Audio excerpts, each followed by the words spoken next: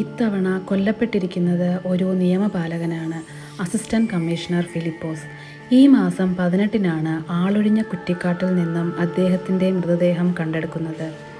അദ്ദേഹത്തിൻ്റെ വീട്ടിൽ നിന്നും ഈ മാസം 15-ന് തൻ്റെ പേഴ്സണൽ ആവശ്യത്തിനായി ഡ്രൈവറുമായി എറണാകുളത്തേക്ക് യാത്ര തിരിച്ചത്. സ്വന്തം ഇന്നോവ കാറിലായിരുന്നു യാത്ര. അവർ ഇവിടെ നിന്നും യാത്ര തിരിക്കുമ്പോൾ സമയം ഏകദേശം 3 മണി കഴിഞ്ഞിരുന്നു. 11 മണിക്ക് ശേഷം ഭാര്യയെ വിളിച്ചു സംസാരിച്ചിരുന്നുവെന്നും അപ്പോഴൊന്നും യാതൊരുവിധ പ്രശ്നങ്ങളും ഇല്ലായിരുന്നുവെന്നും ബന്ധുക്കൾ പറയുന്നു. 12 മണിക്ക് ശേഷം അദ്ദേഹത്തിൻ്റെയും ഡ്രൈവറുടെയും ഫോൺ സ്വിച്ച് ഓഫ് ആകുന്നു. അസമയമായതിനാലും ആ സമയം ആരും കോൺടാക്റ്റ് ചെയ്യാത്തതുകൊണ്ടും കാര്യമായിട്ടെടുത്തില്ല.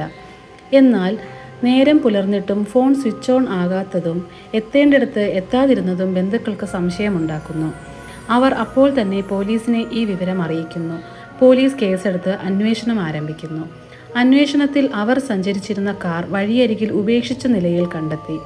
കാറിൻ്റെ ടയർ പഞ്ചറായ നിലയിലായിരുന്നു. അവിടെ നിന്നും കുറച്ചു മാറി ആളൊഴിഞ്ഞ സ്ഥലത്തു നിന്നും അദ്ദേഹത്തിൻ്റെ ഡ്രൈവർ ഷാജുവിനെ ബോധരഹിതനായ നിലയിൽ കണ്ടെത്തുന്നു.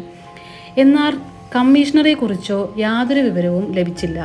ബോധം തെളിഞ്ഞ ഷാജുവിൻ്റെ മൊഴി ഇങ്ങനെയായിരുന്നു: കാറിൽ പോയിക്കൊണ്ടിരിക്കുമ്പോൾ ടയർ പഞ്ചറാവുന്നു. അത് നോക്കാനായി ഞാൻ ഡോർ തുറന്ന് പുറത്തിറങ്ങി. പിന്നെ ഒന്നും എനിക്ക് ഓർമ്മയില്ല എന്നായിരുന്നു. പിന്നെ പോലീസ് ഇവർ സഞ്ചരിച്ച റൂട്ടിലെ CCTV ദൃശ്യങ്ങൾ പരിശോധിക്കുന്നു. എന്നാൽ ഇവരെ ഏതെങ്കിലും വണ്ടി ഫോളോ ചെയ്തതോ അസ്വാഭാവികമായി യാതൊന്നും കണ്ടെത്താൻ കഴിഞ്ഞില്ല. പിന്നീട് ഇവരുടെ കാർ കേടായതിനു ശേഷം അതുവഴി പോയ വാഹനങ്ങളുടെ ലിസ്റ്റ് എടുത്ത് അതുവഴി അന്വേഷണം നടത്തുന്നു. അതിൽ അതിവേഗത്തിൽ പോകുന്ന ഒരു ആംബുലൻസ് അതിവേഗത്തിൽ പോകുന്നതിൽ ഒരു അസ്വാഭാവികതയും ഇല്ല. എന്നാലും ആംബുലൻസിൻ്റെ ഡീറ്റെയിൽസ് എടുക്കാൻ പോലീസ് തീരുമാനിക്കുന്നു. ആ തീരുമാനം ശരിവെക്കുന്ന രീതിയാണ് പിന്നെ കണ്ടത്. ആ വണ്ടി നമ്പർ ഫേക്ക് ആയിരുന്നു. അങ്ങനെ അദ്ദേഹത്തെ ആ ആംബുലൻസിലാണ് കടത്തിയതെന്ന നിഗമനത്തിൽ പോലീസ് എത്തുന്നു. അതിനുശേഷം ആ ആംബുലൻസിനെ കേന്ദ്രീകരിച്ച് അന്വേഷണം നടന്നുകൊണ്ടിരിക്കെ കുറ്റിക്കാട്ടിൽ നിന്നും കമ്മീഷണറിൻ്റെ ഡെഡ് ബോഡി കണ്ടെത്തുന്നു. ഈ മാസം 15-നായിരുന്നു അദ്ദേഹത്തെ കാണാനാവുന്നത്. 18-ന് ബോഡി കിട്ടുന്നു. മൃതദേഹത്തിന് 2 ദിവസത്തെ പഴക്കമുണ്ടായിരുന്നു. ഒരുപാട് ക്രൂരമായി മർദ്ദിച്ച പാടുകൾ ബോഡിയിലുണ്ടായിരുന്നു. കത്തികൊണ്ട് കുത്തിയും അടിച്ചുമൊക്കെ വളരെ മൃഗീയമായ രീതിയിൽ തന്നെയാണ് അദ്ദേഹത്തെ കൊലപ്പെടുത്തിയത് എന്ന് പോസ്റ്റ്മോർട്ടം റിപ്പോർട്ട് പറയുന്നു. എന്തായാലും കേസ് ക്രൈംബ്രാഞ്ച് ഏറ്റെടുത്തു. പ്രതികളെ എത്രയും വേഗം കണ്ടെത്തുമെന്ന് ക്രൈംബ്രാഞ്ച് ഓഫീസർ ആസിഫ് ഖാൻ പറഞ്ഞു. ആവശ്യമായ തെളിവുകൾ. ട്രിങ് ട്രിങ്. ഫോൺ റിങ് ചെയ്യുന്നു. ഹലോ, എന്താ സാർ? എന്താടോ പരിപാടി?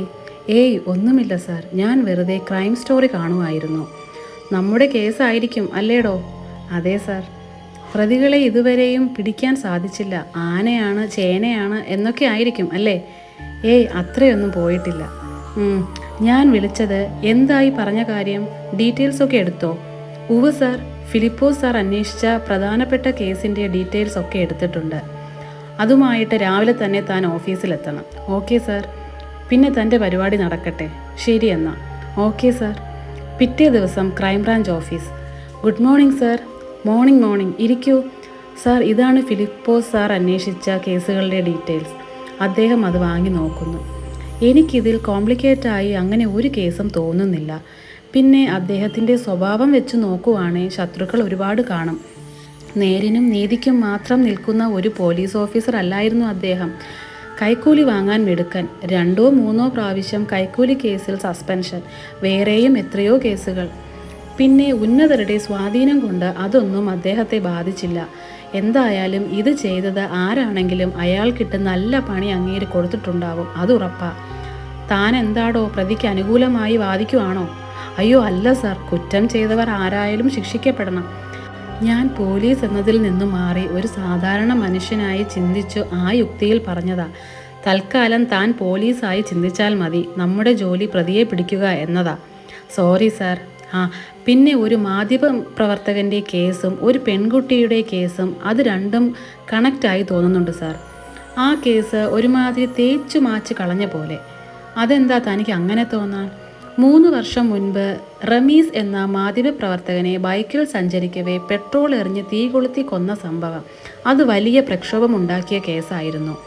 ആ കേസിൽ യഥാർത്ഥ പ്രതികളെ അല്ല അറസ്റ്റ് ചെയ്തതെന്നും പ്രമുഖർക്കു വേണ്ടി കേസ് അട്ടിമറിച്ചുവെന്നും ആക്ഷേപമുണ്ടായിരുന്നു. കേസ് CBI അന്വേഷിക്കണമെന്നാവശ്യപ്പെട്ടുകൊണ്ട് മാധ്യമപ്രവർത്തകരുടെ സംഘടന സമരവുമായി മുന്നോട്ട് വന്നിരുന്നു. അത് കഴിഞ്ഞ് റമീസിൻ്റെ സുഹൃത്ത്, അതായത് കൊല്ലപ്പെട്ട ജാൻസി, ഒറ്റയ്ക്ക് സമരം നടത്തിയിരുന്നു. സമരം തുടങ്ങി 4-5 ദിവസത്തിനു ശേഷം ആ കുട്ടിയെ കാണാതാവുകയും മരിച്ച നിലയിൽ കണ്ടെത്തുകയും ചെയ്തു.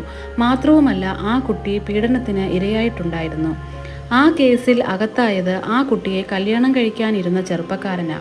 വിവാഹ വാഗ്ദാനം നൽകി പീഡിപ്പിച്ചു കൊലപ്പെടുത്തി എന്ന് പറഞ്ഞ് അറസ്റ്റ് ചെയ്തു.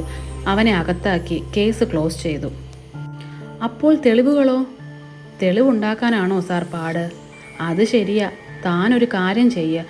ഈ റമീസ്, ജാൻസി എന്നിവരെ കുറിച്ചൊക്കെ ഒന്ന് അന്വേഷിക്കുക. അവരുടെ ഫാമിലി, ഫ്രണ്ട്സ്, മറ്റ് ഡീറ്റെയിൽസ് ഒക്കെ എടുക്കുക. നമുക്ക് നോക്കാം. Okay sir.